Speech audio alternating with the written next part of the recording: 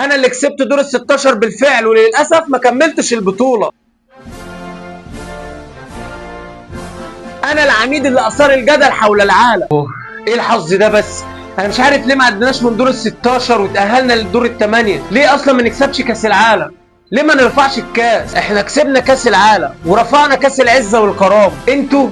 انتوا مين؟ انا اللي لعبت 85 دقيقة مع الارجنتين فيها ما جاتش. انا اللي لعبت بنص فرقة اول مرة تخش كاس العالم، ومع ده وصلنا دور ال 16 مع ان منتخبات اكبر مننا بكتير ما قدرتش توصل لدور ال 16. انا اللي كسبت دور ال 16 بالفعل، وللاسف ما كملتش البطولة. انا العميد اللي اثار الجدل حول العالم بقضية العالم نسيها في وسط تشجيعات وهتافات مليانة بحماس وعزيمة، وكل همهم كان المكسب وما بصوش لقضية انسانية حقيقية. ومع انهم كانوا لازم يفهموا ان احنا في وسط انتصاراتنا، وكل ما احنا بنتقدم اكتر كان لازم نوصل صوت اخواتنا. وبجد رفع عالم اخواتي احسن من رافع 100,000 كاس عالم. الف شكر لاخواتنا اللي في الملعب اللي ادوني الدفعه ان اطلع اقول الكلام ده. وبكل فخر وشموخ انا مصري، واحنا فعلا كسبنا دور ال 16 ما خسرناش. بس للاسف كان في حد تاني اكبر مننا بايده يقرر نكمل ولا ما نكملش، سواء كسبنا او خسرنا. عاشت مصر حره مستقله، عاش العميد، عاش الفريق الفني، عاش منتخب مصر العظيم. خليكم فاكرين كويس، العالم الفترة اللي جاية هيشهد لينا كتير. العصر اللي فات انتهى، واللي جاي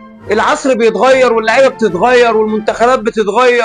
وانا حاسس ان احنا ان شاء الله هنكون ارخم فريق او منتخب هيقابلكم في اي بطولة كاس عالم جاي. ويا رب تكون وصلت. وصلي على الحبيب.